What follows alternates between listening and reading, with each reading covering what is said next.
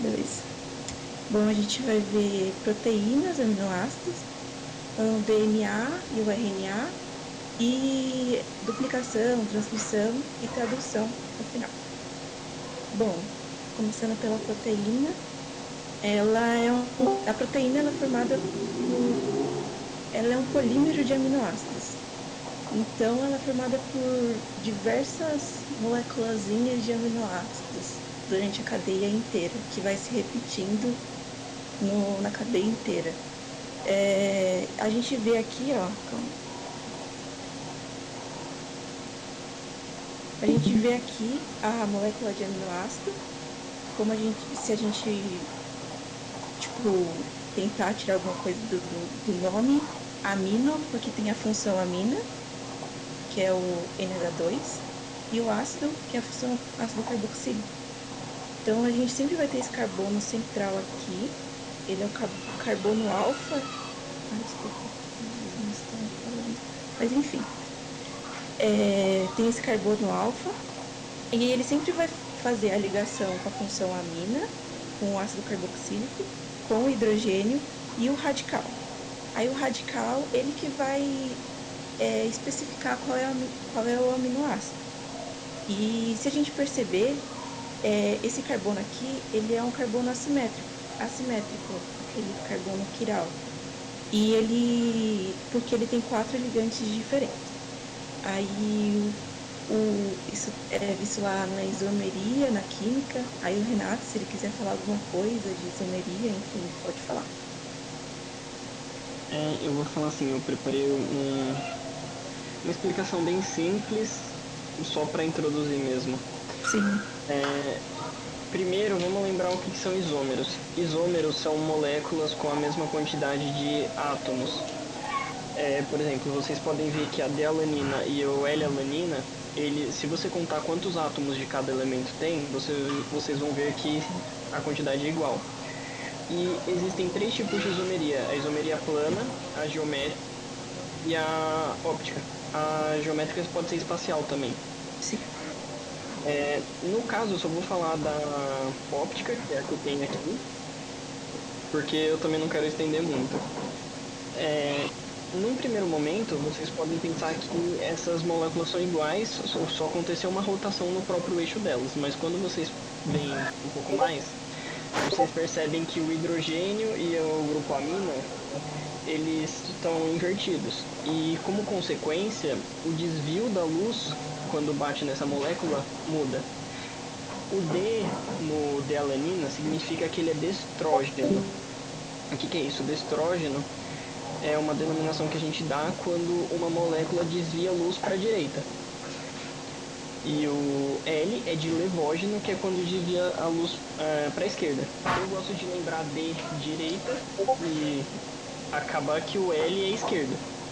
Sim, justo. E eu vi uma... sim, Pode falar. Não, é que eu só vi uma curiosidade, que a maioria das proteínas, né, os aminoácidos que constituem elas são L-alanina. Então, a proteína é feita por aminoácidos L-alanina. Era isso.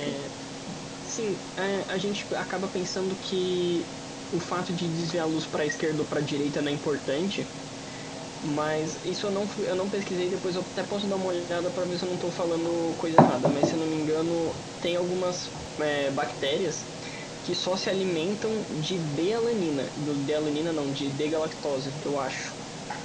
De alguma coisa, tipo... Sim. O fato de desviar a luz para um lado faz com que determinada substância seja consumida e a que desvia a luz para o outro lado não seja. É isso que importa, tipo... Já fizeram testes, colocaram uma mistura com 50... Tipo, misturaram o que desvia para a direita e o que desvia para a esquerda, e só foi consumido o que desviava para um lado. Ou seja, acaba sendo bem importante. Sim. Uma coisa que não está aqui, mas eu vou acabar estendendo um pouquinho, só para já explicar, é que pode acontecer também uma mistura racêmica. O que é isso? É quando a gente pega quantidades iguais de D-alanina, não de D-alanina, nesse caso seria D-alanina e de L-alanina, e a gente coloca no mesmo recipiente. Conforme as proporções são iguais, tipo 50-50%, acaba que a luz não desvia. Oi. E a gente tem uma mistura racêmica. Nossa, isso eu não sabia. Tem também outro tipo que é Oi. o enantiômero, só que eu não conseguia, eu tava meio sem tempo, eu não consegui pesquisar muito. Se eu não me engano, enantiômero é quando tem mais de um carbono quiral na molécula e um carbono vai desviar para a esquerda e o outro vai desviar para a direita. Acaba que a atividade óptica é inativa. Eu não tenho certeza se enantiômero é isso mesmo, mas eu acho que é. Depois eu dou uma olhada. Mas faz sentido. Bom, continuando, existem diversos tipos de diversos aminoácidos na natureza, mas no nosso organismo é apenas 20 na realidade, que vão dar origem às proteínas. Então existem os essenciais, que varia, eu acho que são 8 essenciais, e os naturais. Os essenciais é o que a gente obtém através da nossa alimentação, por plantas leguminosas, carnes, enfim. E os naturais são que o nosso próprio organismo produz. E o que diferencia um aminoácido do outro é sempre o radical. É sempre o que vai vir aqui. Beleza. Através de reações de síntese, ou seja, está formando uma nova estrutura, por desidratação, né, que está formando, o produto também está liberando uma molécula de água, a gente forma peptídeos. No caso, eu trouxe aqui uma reação de um dipeptídeo, né, que são 2 moléculas de aminoácido. A gente observa que um aminoácido mais um aminoácido, aí vai formar água aqui, e aqui vai gerar um dipeptídeo. E aqui tem a ligação peptídica. Bom, é basicamente isso de aminoácidos. E, enfim. Agora a gente vai ver as estruturas da proteína, porque a proteína é uma ligação de milhares de aminoácidos. Tem a estrutura primária, ela é uma sequência linear de aminoácidos, como a gente pode ver aqui, ó. Tem vários aminoácidos ligados e aqui a gente tem a ligação peptídica. Uma curiosidade também, tipo, deve ter mais coisas a fundo, tipo, deve ser mais estudado no nível superior, mas o aminoácido ele também tem, ele tem uma característica de ser anfótero. Anfótero é quando ele pode se tornar íons. Aí eu acho que isso biologicamente pode trazer algum benefício em algumas circunstâncias. E essa sequência de aminoácidos, ela é determinada geneticamente, depois a gente vai ver a tradução, e isso vai ficar mais claro, mas basicamente é isso. Aí tem a estrutura secundária, ela é formada através de reações entre cadeias, então tem uma sequência enorme de aminoácidos e eles vão se reagindo um ao outro.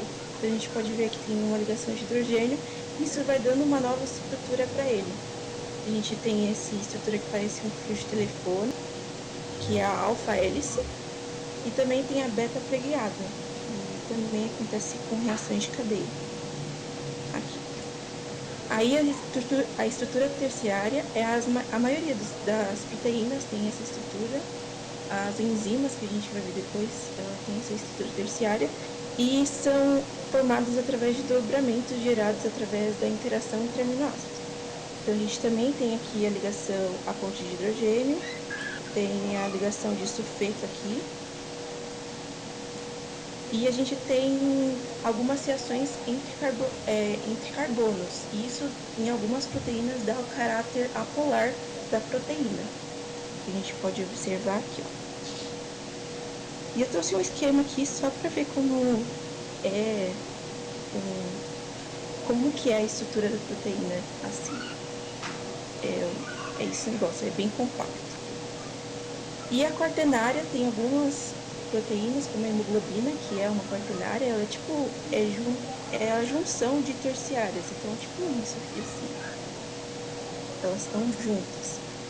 E ela é a associação entre 2 ou mais cadeias polipeptídicas, que a gente pode ver aqui no caso da hemoglobina. A hemoglobina ela é muito importante, né, para o transporte de oxigênio no nosso organismo, e ele tem esse formato globular. Além de ter algumas proteínas ter o formato globular, tem formatos fibrosos, que é a queratina, que está no nosso cabelo, nas nossas unhas. Então, um fato, eu acho que interessante é que são essas ligações de hidrogênio que dá o formato do nosso cabelo, caso a pessoa tenha cabelo enrolado, enfim. E quando a pessoa faz chapinha ou escova, ela está inserindo calor, né, energia lá, e está quebrando essas ligações de hidrogênio que tem entre os aminoácidos. Por isso que fica retinho quando a pessoa faz a chapinha. Aí quando ela toma banho ou ela molha o cabelo, aí volta ao normal. Basicamente é isso quanto ao formato, a estrutura da proteína. Ela tem diversas funções, tem função estrutural lá no colágeno, a queratina que a gente acabou de ver, catalítica, que ela é um catalisador, uma enzima, a gente vai ver daqui a pouco mais sobre as enzimas. Tem função de defesa, que é um anticorpo. O anticorpo é uma proteína formada lá pela célula de defesa, os leucócitos. Transporte, como a gente já viu na última aula e nessa, a hemoglobina, que faz transporte de oxigênio. Hormonal, a gente também viu na última aula que um pouco sobre a insulina e o glucagon, e eles são hormônios proteicos. Coagulação, a fibrina ela é muito importante porque ela faz uma reação com as plaquetas para evitar que haja hemorragia. Então ela que forma, junto com as plaquetas, a pelinha que fica na nossa pele, tipo aquela crostazinha, sabe? E contráctil, que a actina e a miosina. Bom, basicamente é isso de proteína no geral. A gente vai ver agora um pouco mais sobre as enzimas, que é bastante abordado. Não sei se alguém ficou com alguma dúvida, quer acrescentar alguma coisa, enfim. Não? Tá, eu vou continuar então. Beleza, agora a gente vai ver um pouco sobre as enzimas. Eles são biocatalisadores. Catalisadores eles também vão na química. Como eu disse, a enzima ela é uma proteína na forma terciária, que a gente viu nos slides anteriores. E o Renato ele vai dar uma explicação um pouco sobre esse negócio de energia, catalisador, cinética química, enfim. Quer terminar esse slide e eu falo o próximo? Que eu acho que fica melhor que aí. Tudo bem, então. Então, eu vou só explicar aqui. Então, só dando uma explicação assim, ela diminui a energia de ativação. Ou seja, tipo, nesse gráfico que está em preto, a gente observa que a energia de ativação teria que ser essa, sem o catalisador. Aí, nesse gráfico que está em azul, com o catalisador, você percebe que diminui essa energia e, consequentemente, acelera a reação. Uma coisa importante é que ela não é consumida durante a reação, e a enzima ela é muito específica ao substrato, ou seja, existem enzimas específicas para fazer reações com os carboidratos, existem enzimas específicas para as proteínas, então ela é bem específica no substrato. Por isso que é chamado nesse modelo chave fechadura, porque ela é bem específica. Eu trouxe esse esquema aqui seria a enzima, e você percebe que ela tem um formato bem específico, que o substrato ele vai vir de encontro com a enzima, e aí vai fazer a reação de quebra e vai formar os produtos. Basicamente é isso. E aqui é o centro ativo, é onde que acontece realmente a reação para que o substrato se quebre em partículas menores. Era isso. Agora eu posso falar, Lari? Ou você tem alguma coisa? Não, pode falar. Aproveitando esse slide que a gente tem, eu quero falar um pouco de cinética química. Eu não vou falar nada muito detalhado, até porque é aula de biologia, mas eu já vou dar uma introduzida em cinética. Cinética química não tem nada a ver com cinética de física, pelo menos não pra mim. Tipo, cinética você pensa em movimento, e na química eu penso mais como a influência de determinadas coisas na velocidade da reação. Por exemplo, como a Lari falou, a energia de ativação é uma coisa que influencia na velocidade. Quanto maior a energia de ativação, mais energia a gente tem que jogar para ocorrer a reação. Isso. Quanto maior essa crista, mais energia, consequentemente maior o tempo que vai demorar para essa reação acontecer. Se a gente consegue diminuir a energia de ativação, como no caso do catalisador, ele vai acelerar a velocidade. E isso é só um dos vários, umas várias coisas que influencia. Você pode passar para o próximo lado, por favor? Eu separei aqui os principais. A concentração, dependendo da reação, se ela acontece em meio aquoso, o que a gente quer não é a água que está servindo como soluto, como solvente. A gente quer o que está dissolvido nela. Ou seja, se a gente aumenta a concentração da solução, o que vai acontecer? O choque entre as moléculas que a gente quer que tenham a reação aumenta a probabilidade.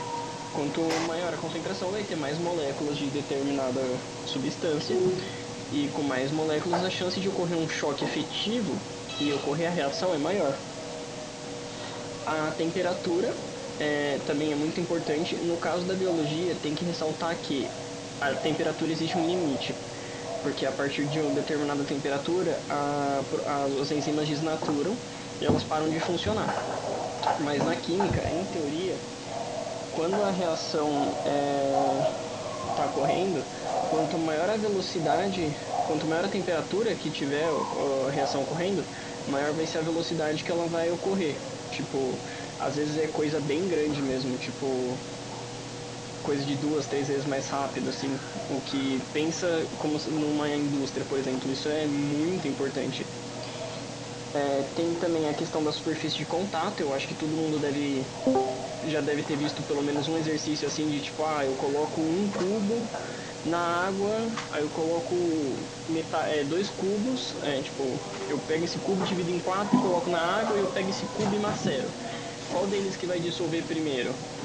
Vai ser o que está em pó, que foi macerado, porque conforme tem maior superfície para ocorrer a reação, vai ser mais rápido.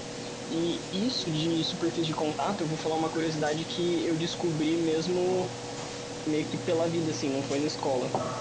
Teve um dia que eu tava pensando, por que a gente não pode tomar remédio, tipo, por exemplo, às vezes a gente tem um remédio com uma dose de 500 miligramas. Por que a gente não pode tomar 2 comprimidos com 250?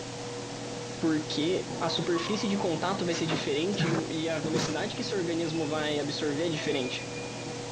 Então, tipo, dependendo do que você for fazer, você pode ter uma overdose.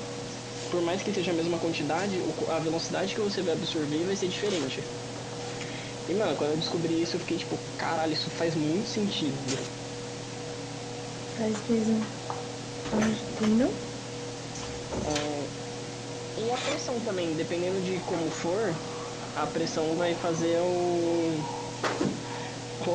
ocorrerem mais choques entre as moléculas. Aí a chance de ter uma colisão efetiva e ocorrer a reação é maior. Acho que é só isso, Lari. O catalisador você já falou, então é isso. Beleza. Agora vem da parte biológica disso tudo. Como ele disse, né, a temperatura influencia na ação catalítica. Então, se a gente observar no gráfico da enzima no nosso organismo, tem quando a temperatura está muito abaixo, tipo 0, elas são inativas, então não faz ela não tem ação lá. E conforme a temperatura vai aumentando, a gente vê que a velocidade dela vai aumentando. No nosso organismo, nós somos seres homeotérmicos, então a gente tem de manter uma temperatura e tem essa temperatura que as enzimas elas funcionam de maneira mais efetiva possível, que varia, né, essa 36,5 graus. Então é a temperatura ótima que a enzima pode fazer a reação, enfim. Conforme vai aumentando a temperatura, a gente percebe também que vai diminuindo a ação dela e chega no momento que ela pode se desnaturalizar. E por isso que tem que tomar cuidado quando a pessoa está com um estado febril, enfim. E consequentemente, se a pessoa está com febre, as enzimas dela não vai conseguir agir no organismo dela e vai prejudicar ela posteriormente. Basicamente é isso. Olá, O pH, pode falar. eu posso completar só uma coisa que eu esqueci de falar de temperatura? Pode falar. Eu esqueci de explicar por que a temperatura influencia na velocidade de reação. Todas as partículas, elas vibram. Tipo, elas estão se mexendo, estão girando. E conforme a gente vai aumentando a temperatura, a gente aumenta a energia delas. Ou seja, elas começam a vibrar mais rápido e com maior intensidade. Quanto mais elas vibram, mais elas ficam se batendo e aumenta a chance de acontecer a colisão efetiva. Por isso que a temperatura, quanto maior, mais as moléculas vibram, mais elas se batem, mais rápido a reação ocorre. Justo. Que a temperatura é o grau de agitação das moléculas. Então, faz sentido. Bom, continuando, o pH, ele também pode interferir. Como eu disse, a enzima é muito específica ao substrato. Então, no nosso organismo por completo, existem diferentes tipos de pH. Na nossa boca, a gente tende a manter o pH neutro, que é o 7. E já né, na nossa boca vai começar a digestão química, que é onde que a enzima vai quebrar o amido. Então, a gente percebe que, vamos supor, se a gente colocasse a enzima do amido em outro pH, ela iria se desnaturalizar também. Então, eu trouxe só um esquema para mostrar esses gráficos também, que mostra os pHs no nosso organismo e os tipos de enzima que está nele. No caso da nossa boca, a gente tem a pitialina, que faz reações com o amido. Lá no nosso estômago, que vai começar a quebra das proteínas, através da pepsina, que é o pH ácido. E, por último, os lipídios, que é feito lá no nosso intestino e através de lipase. Então, a gente observa que ao longo do nosso trato digestivo, a gente tem diferentes tipos de proteína que reagem com diferentes tipos de substrato em diferentes condições de pH. Então, ela é bem específica a isso.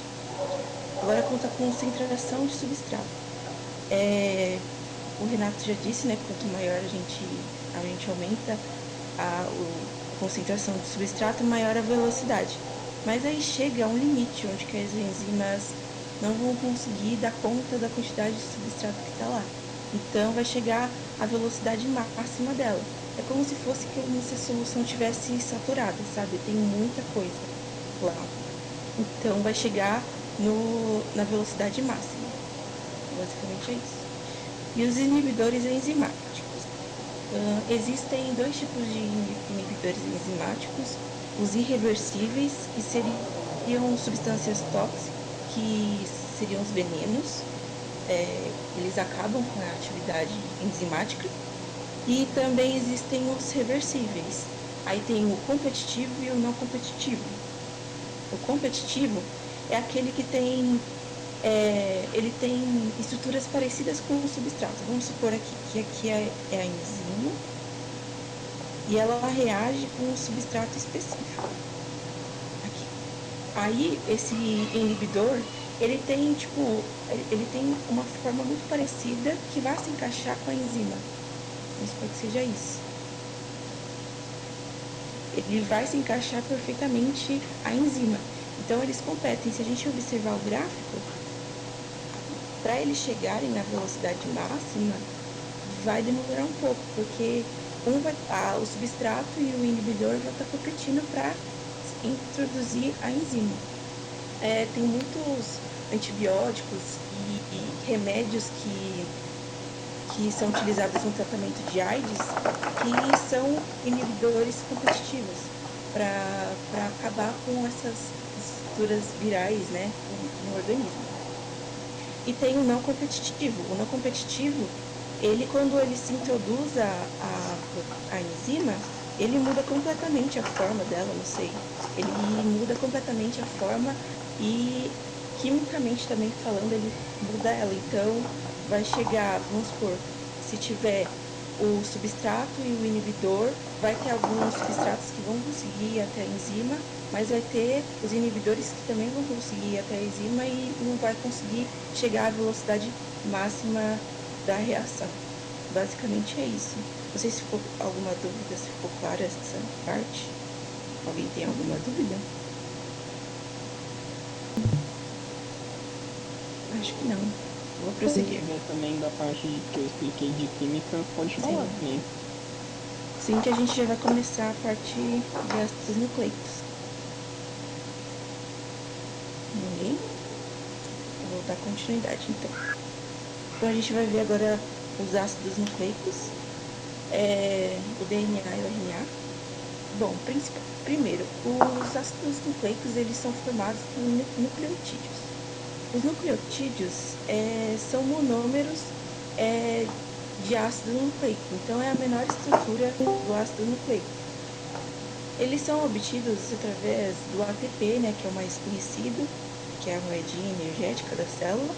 Quando acontece a quebra aqui das ligações do fosfato, forma o ATP, que é o fosfato, a pentose e a base nitrogenada. Aí o ATP, ele dá origem à adenosina, aí o GTP dá origem à guanina, enfim. Aí tem cada tipo de nucleotídeo aqui. Aí sempre lembrar que é formado por um fosfato, uma pentose, que pode ser a ribose, no caso do RNA, e a desoxirribose, no caso do DNA, e as bases nitrogenadas. Agora falando mais especificamente do DNA e as diferenças que ele tem com o RNA. Bom, o DNA ele é formado por essa dupla hélice, é um desenho bem bonito. Ele tem esse formato helicoidal também, fazem essas ondas. A sua pentose é a desoxirribose, isso porque ela tem um oxigênio a menos e isso dá uma estabilidade maior ao nucleotídeo, aos ácidos nucleicos. E, consequentemente, vai evitar com que essa molécula seja oxidada mais facilmente. E eles têm fitas antiparalelas, a gente vai entender melhor isso no próximo slide, mas basicamente é isso.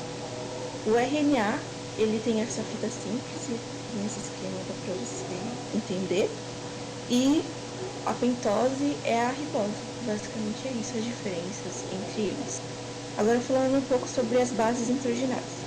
A gente tem as bases púricas e as pirimídicas. As púricas, elas têm esses dois anéis e as pirimídicas têm apenas um anel. Aí as púricas é a adenina e a guanina, e as pirimídicas é a timina, a citosina e a uracila, no caso do RNA. Então a gente, quando está formando as duas fitas, no caso do DNA, a adenina ela vai ligar com a timina através de duas ligações de hidrogênio. No caso do RNA, a adenina vai ligar com a uracila. E a citorisina vai ligar com a guanina. E a gente percebe que tem 3 ligações de hidrogênio aqui. Então essa ligação é bem mais forte comparada a essa daqui. Então, e as púricas, elas sempre vão se ligar com as pirimídicas. Isso sempre. Basicamente é isso. Agora, vendo a estrutura do DNA e suas moléculas, enfim. A gente tem aqui o fosfato, a pentose e a base nitrogenada, ligada com a base nitrogenada, a pentose e o fosfato aqui. A gente tem essa contagem de carbonos para ver como é feita essas ligações. Primeiro, a ligação entre fitas de DNA é feito pela ligação de hidrogênio, como a gente viu no slide anterior, através das bases nitrogenadas. E a ligação entre a fita de DNA, entre os nucleotídeos, é feita através da ligação de fosfodiéster. Então, se a gente observar que aqui a gente começa a contagem dos carbonos sempre pelo carbono que está ligado à base nitrogenada. Então, aqui tem um carbono, que é o carbono 1, linha. Esse é o carbono 2, linha. O 3, linha. O 4, linha. E o 5, linha aqui, ó.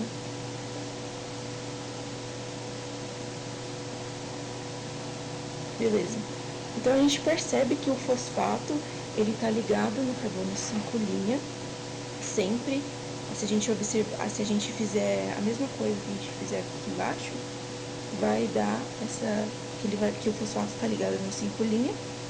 E o que liga um nucleotídeo a outro é através dessa ligação aqui de fosfodiéster com o carbono 3'.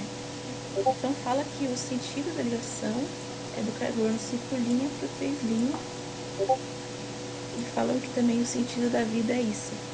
Se a gente observar aqui começou com uma ligação de 5 indo para cá, termina no carbono 3'. Aí por que são antiparalelas? Porque a gente observa, né, que a estrutura está invertida, mas a gente consegue também verificar isso. A gente começa a contagem dos carbonos. Aqui o 2, o 3, o 4, o 5, né? Aí o fosfato está ligado com o 5' e termina aqui também no 3'. Por isso que são antiparalelas, porque o sentido delas é invertido um ao outro, comparado. Então, basicamente é isso. E tem essa regra de Chargaff. A mesma quantidade de adenina no DNA é a mesma de timina, porque eles são ligados, isso é lógico, né? Faz muito sentido. E a mesma quantidade de guanina é a mesma de citosina. Tem bastante exercícios de vestibulares que fala que, não sei, tem 15% de adenina e no final você quer saber qual a porcentagem de citosina. Aí a gente consegue, através dessa relação, descobrir a porcentagem de citosina. Se adenina e timina são iguais, então tem 15% de timina. O restante é de guanina e citosina, então sobrou 70%. E a gente divide entre eles porque eles têm a mesma quantidade. Então é 35 e 35. E se a gente somar as bases púricas, sempre vai dar 50%. Eu trouxe esse exercício, ele é da Unicamp. Eu acho que ele é mais de matemática, mas sem a biologia o candidato não ia conseguir resolver ele. Em certa espécie de animal, a proporção de nucleotídeos, timina da molécula de DNA, é igual a T maior que zero. Então, a proporção de nucleotídeos citosina nesse mesmo DNA é igual a, se a gente levar em consideração que o A mais T mais C mais G é igual a 100%, que é 1, a gente consegue tirar essa relação e achar algo, citosina em favor de timina. Em função de, a gente consegue achar o valor de citosina em função de timina. A gente observa aqui que a quantidade de adenina e timina é a mesma, então eu posso colocar T mais T, e de guanina e citosina é a mesma, então fica C mais C, isso é igual a 1. Aí a gente fazendo a conta vai ficar 2T mais 2C igual a 1. Isolando a citosina, passando isso para cá, subtraindo e o 2 já dividindo, vai ficar que citosina é igual a 1 menos 2T sobre 2. E deixando isso mais bonito, que a citosina é igual a meio menos 1, que é a questão D. Então, nos vestibulares tem bastante exercício disso. Eu considero essa questão mais interdisciplinar, mas porque é matemática, mas a pessoa não ia conseguir resolver sem esse conceito da biologia. Agora a gente vendo as transformações que acontecem no DNA, enfim. O DNA ele se autorreplica, então ele faz a duplicação do DNA. Acontece a transcrição, ou seja, quando vai formar um RNA mensageiro, aí esse RNA mensageiro ele vai sair do núcleo e vai de encontro com os ribossomos para fazer a tradução. A gente vai ver cada um desses processos que acontecem. Bom, a replicação, o DNA ou a duplicação. Eu trouxe esse esquema aqui, eu printei de uma aula do professor Guilherme, ele é muito bom. Porque eu achei muito bom essa explicação, ficou bem lógica. Enfim, aqui está a estrutura do DNA planificada. A gente observa que são 2 fitas, aqui está o 5 linha, a ligação 5 linha, e aqui é 3 linha, então vai nesse sentido e no outro. E aí, quando o DNA ele vai se duplicar, ele forma bolhas de replicação. A gente pode observar aqui, ó, que ele representou 2 bolhas, pode ser diversas. E, enfim, aí depois vai gerar essa outra fita de DNA aqui. E sempre a formação desse DNA sempre vai ser do sentido 5 linha para 3 linha. Sempre vai formar nesse sentido, tanto em cima quanto embaixo. E posteriormente vai formar as 2 fitas, as duas moléculas de DNA. Perdão. E aí ela é semiconservativa porque a gente vai ter uma fita que é velha, porque veio do DNA que originou, e uma fita que foi formada, por isso que é semiconservativa. Como eu disse, tem vários pontos de replicação, acontece sempre do sentido 5 linha para 3 linha, leitura, e isso acontece lá na fase S no ciclo celular, que a Bia vai explicar na próxima aula, que é a intérfase. Agora, entendendo quais são as estruturas que fazem parte dessa duplicação. Então, a gente tem esse DNA aqui, ele vai acontecer essas bolhas através da enzima helicase. Ela vai abrir, vai cortar as ligações entre as bases nitrogenadas e vai abrir esse DNA. Aí vai vir uma enzima que se chama DNA polimerase, que vai formar a fita que corresponde às bases nitrogenadas. Então, ela vai fazer essa leitura sempre do sentido 5 linha para o sentido 3 linha, e ela vai formando a molécula de DNA. Isso acontece também na outra fita. Só que, como eu disse, acontece também no sentido 5 linha para 3 linha. Só que se a gente for no sentido lógico, assim, a enzima ela está indo vertical para cima, né?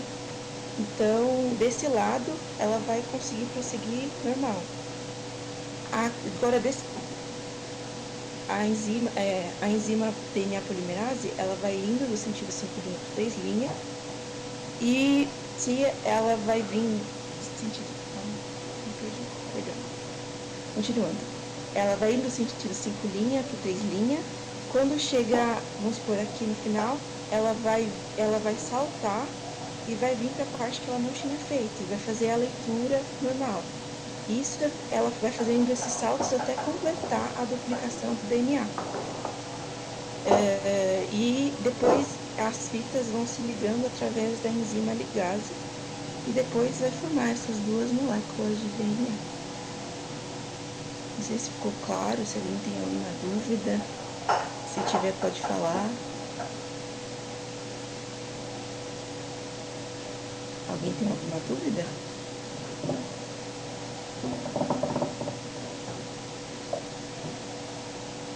Acho que não. Vou dar para prosseguir aqui. Agora a gente vai ver a transcrição e o splice. A transcrição ela é muito importante porque posteriormente ela vai dar origem ao RNA mensageiro, que depois ele vai sair do núcleo para fazer a tradução e produzir proteínas. Então, através daquela enzima helicase, o DNA ele vai se abrir E vai também ter uma proteína que vai fazer a leitura, né, das bases nitrogenadas, que vai dar origem ao RNA. Só que ao invés de ser a DNA, vai ser a RNA polimerase. E vai formar essa fita de RNA. O splicing é antes dessa molécula de RNA sair do núcleo, ele vai tirar o que não precisa, vai tirar o DNA lixo que eles falavam antigamente. É o DNA que não precisa para fazer a síntese proteica, que seriam esses introns aqui. Então ele vai tirar todos os introns e vai deixar a parte que precisa para a síntese proteica, que seria os exons. Esse DNA ele pode ser vestigial, pode ser obtido através, não sei, de alguma infecção ou até mesmo pela evolução que a gente mantém esse DNA. Mas antigamente era considerado DNA lixo, mas hoje está tendo bastante pesquisas e estão descobrindo que ele é mais uma forma de sinalizar quimicamente algumas estruturas. Mas são pesquisas bem específicas da biologia. Então, eles vão tirar esses introns através dessa enzima aqui, spliceosomo, e vai formar o RNA para que ele saia do núcleo e vai fazer a síntese proteica. Basicamente é isso. Bom, o RNA mensageiro. Existem vários tipos de RNA durante a tradução. O RNA mensageiro é aquele que fez a leitura, né, das bases lá no DNA, e ele que vai levar a informação para que façam para que tragam os aminoácidos para posteriormente fazer a proteína. O RNA é transportador, ele está no citoplasma e ele que vai trazer o aminoácido para que o aminoácido que foi lido lá durante a tradução. E tem o RNA ribossômico, que é o próprio RNA do ribossoma. Não sei se ficou alguma dúvida quanto à transcrição e o splicing. Se não tiver, eu vou prosseguir. Alguém? Continuar. E por último, a tradução. Bom, tem esse esquemazinho, depois eu vou mostrar um videozinho para fixar melhor, porque eu acho que esse conteúdo é muito visual e às vezes fica muito abstrato. Bom, a tradução é feita lá, a síntese proteica, né, lá no citoplasma. Esse esquema aqui, eu vou só explicar o que é cada coisa e depois a gente explica.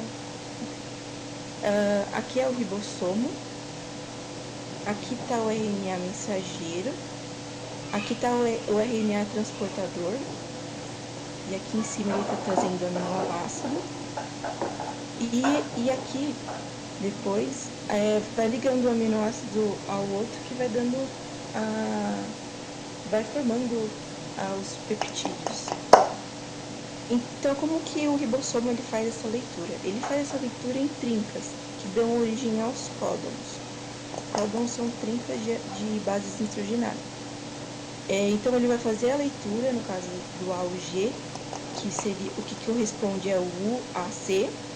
E aí, quando ele fizer essa leitura, ele vai trazer o RNA transportador vai trazer o aminoácido que corresponde a esse códon, trazendo consigo o anticódon, que é o que corresponde a essa trinca aqui.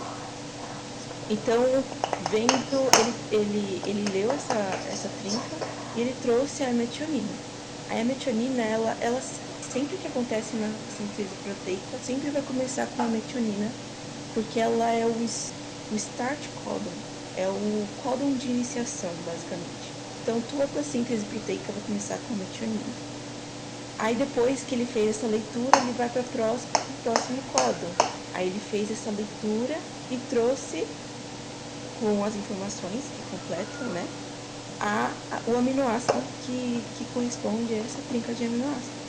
Aí ele vai fazendo essa leitura ao longo do RNA mensageiro.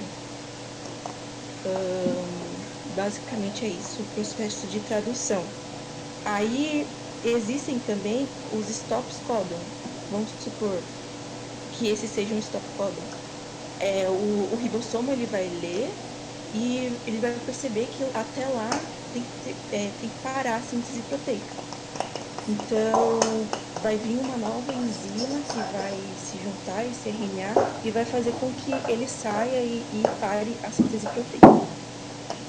Aí a gente tem essa tabela, né, que tem todos os aminoácidos do nosso organismo. Eu vou explicar como faz para você ler e descobrir qual é o tipo de aminoácido. Primeiro a gente vai vir nessa colunazinha aqui e vai indicar qual é a primeira letra lá do códon. No caso, vamos ver esse daqui. A primeira letra é o A. Então tá nessa linha. A segunda é o U, que corresponde ao T, o DNA. Então tá nessa linha e nessa coluna. Então tá nesse quadradinho aqui. E por último o G, que tá nessa linhazinha. Então como a gente obteve, né, a gente já sabia, que é a metionina. Agora além desse daqui, o U, que corresponde ao T, tá? Então tá nessa linha. O A, então tá nessa linha, nessa coluna, então tá nesse quadradinho. E por último o A também tá aqui, ó. A gente obteve o stop codon. Então é quando vai acabar a síntese proteica aí.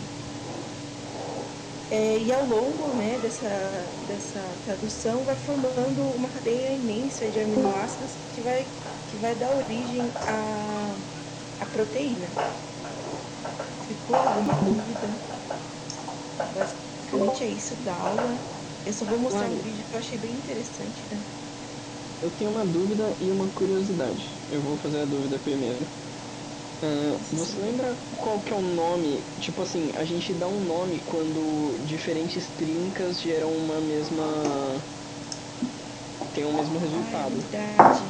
Só que eu não lembro o nome. Eu acho que é retardado, mas eu não lembro. Eu também não lembro. Mas é verdade. Tem um nome, só que eu não lembro. Eu lembro que é tipo uma palavra que a gente usa pra xingar outras pessoas. Mas eu não lembro qual que é. Eu tinha esquecido de pesquisar isso. Beijinho, você lembra? Não. Se alguém souber, seria muito interessante saber. Tipo, deu branco. E a curiosidade que eu queria falar é que eu não lembro se foram 2 leveduras ou 2 bactérias encontradas em leveduras, mas acharam 2 espécies que o código delas é diferente. Tipo, elas não seguem o mesmo padrão do código universal. Eu vi isso no vídeo que eu tava estudando. Só que eu não pesquisei muito. Faz uns 2 anos, eu acho, mas tipo, tem 2 subespécies que não seguem o código universal. Meu Deus. Meu Deus, que medo dessas espécies. Sim. Na moral. Sempre tem as espécies tortas, né, velho? Faz quimiossíntese. Sempre. Bom, basicamente é isso. Eu vou só mostrar o videozinho que eu achei bem legal. E também vai introduzir um pouco do que a Bedin vai falar na próxima aula. Aqui.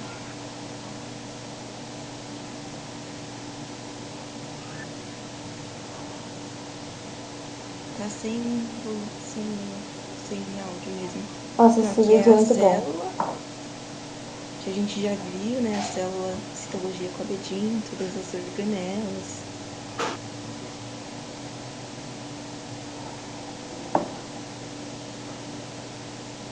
E os cromossomos que a gente vai ver hoje também. Aí as estonas.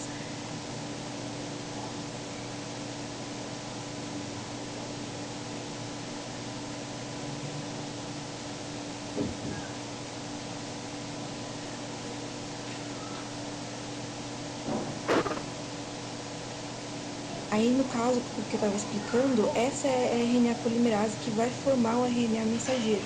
Então, ela que vai fazendo, ela vai passando por toda a fita de DNA e vai formando o RNA mensageiro aqui, ó.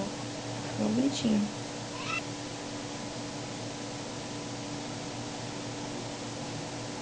Eu tenho quase certeza que eu já vi esse vídeo quando eu tava tendo aula disso no terceiro ano. Eu Esse vídeo é também. mó bonitinho. É demais. Aí antes ele faz um splicing, né? Que vai tirar aquelas partes que são DNA lixo.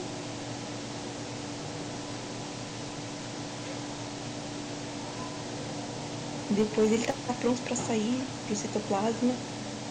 Pra ir. Que bonitinho. Demais, né? Eu achei incrível esse vídeo. Diria, isso é bem mais legal que ovogênese. Não, Sim, você quer que eu mostre por acaso um vídeo de ovogênese? Aquela. Claro, sim, Deixa eu só. depois eu falo. Aqui é o RNA transportador, como eu disse, ele sempre traz o aminoácido com ele.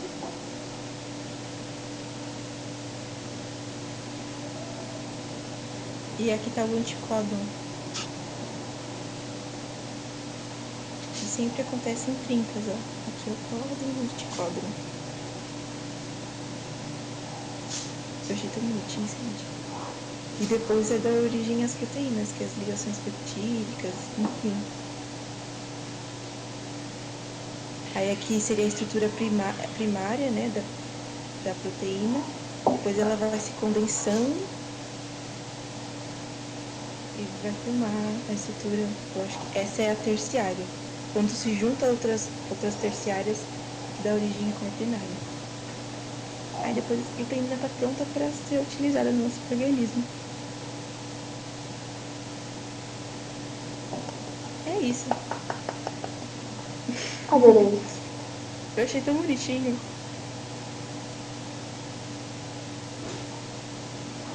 Incrível. Demais. Essa parte da biologia eu amo. Nossa, maravilhosa. Não sei se alguém ficou com alguma dúvida. Eu só queria lembrar o nome do negócio, eu tô tiltado com isso. Alguém não sabe? Alguém que esteja aqui? Já deu o horário da aula. Não sei se vocês querem fazer um exercício ou dar uma pausa para a próxima aula. Acho que a gente tem que dar uma pausa para a próxima aula. É muita biologia. É realmente. E não sei se alguém quiser falar alguma coisa. Eu acho que um jeito que eu acho muito legal de você analisar essa parte toda de DNA, síntese proteica e tal, é você pensar que é tudo uma receita grandona. Aí você pensa que, tipo, o DNA é aquela receita de família antiga, que, tipo, tá lá há mó tempão, e aí você fala, caramba, mano, meu amigo ribossomo precisa dessa receita. Eu sou o RNA mensageiro, eu tenho que mandar essa receita pra ele. Aí você pega, copia a receita do caderno, né, que é o DNA, aí você manda pro ribossomo. Aí o ribossomo começa a falar, mano, eu preciso desse ovo aqui. Fala pro RNA transportador, ô, traz um ovo aí, mano. Aí o RNA transportador traz um ovo. E aí ele vai juntando tudo. E aí no final tem o quê? Tem o códon de stop que fala assim, ó, pronto, acabou, sirva-se à vontade. Gente, eu achei o nome do negócio, é degenerado. Nossa, eu uso muito essa palavra. Degenerado ou redundante, os dois estão certos. Mas degenerado é meu legal. Qual que é? É quando você tem as mesmas bases que dão códon diferentes? Não, quando três trincas diferentes dão no mesmo. Na mesma Ah, proteína. tipo TTA e TTG? É, Entendi. o código é degenerado, por isso que tem essa variação. Entendi. Eu amei a sua analogia, porque muito boa. É interessante, né? Eu já vi gente explicando criacionismo e evolucionismo por receita, tipo aquela história, não sei se vocês já viram aquela história de o que é mais fácil acontecer, o caminhão bater e fazer os ingredientes, ou alguém ir lá e fazer, tipo, Não. tipo, faz sentido, mas